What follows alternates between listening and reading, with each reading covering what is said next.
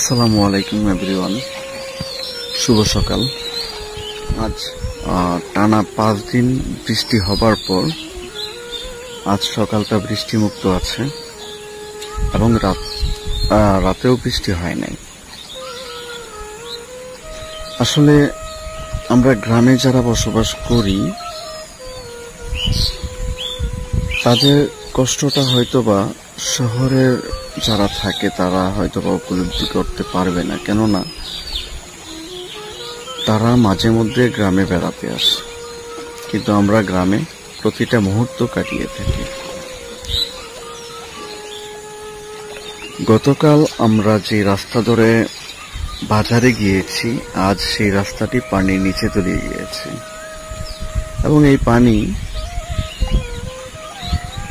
প্রায় 6 মাস থাকবে।